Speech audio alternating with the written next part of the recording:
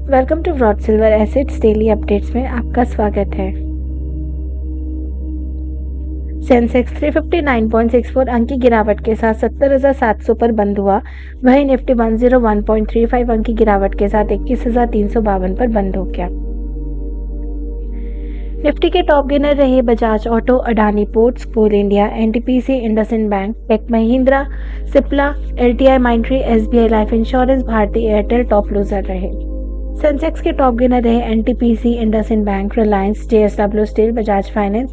वहीं Tech Mahindra, Axis bank, Bharti Airtel, HCL Tech, ITC top loser रहे। Bajaj auto company के stock Thursday के ट्रेडिंग सेशन में 4% के ग्रोथ के साथ 7,499 के लेवल पर पहुंच गया, जो इस स्टॉक के 52 वीक के हाई लेवल पर है। स्टॉक में वेडनेसडे के ट्रेडिंग सेशन में भी ग्रोथ देखा गया है। इस स्टॉक का ग्रोथ का मेन रीजन कंपनी के दिसंबर क्वार्टर्स के रिजल्ट्स को माना जा रहा है। बजाज ऑटो कंपनी मार्केट में टू व्हीलर बाइक के प्रोडक्शन को सेल करती है।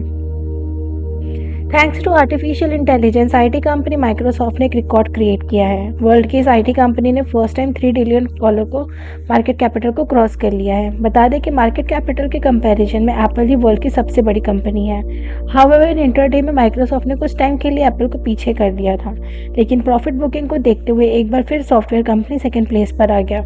In the middle of this, Facebook की पेरेंट कंपनी मेटा का भी मार्केट कैपिटल बढ़ा है और $1 ट्रिलियन से भी ज्यादा हो गया है।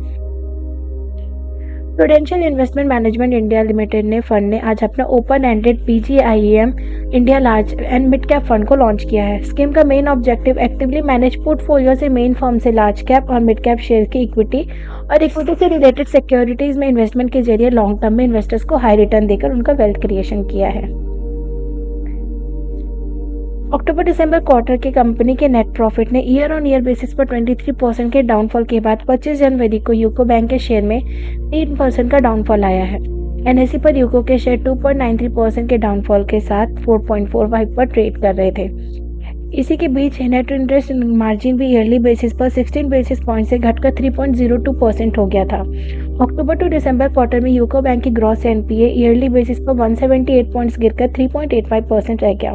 इसका नेट एनपीए 50 पॉइंट्स डिक्लाइन होकर 0.9% रह गया और उनका टोटल बिजनेस 10.46% बढ़कर 4,35,456 करोड़ रुपए हो गए।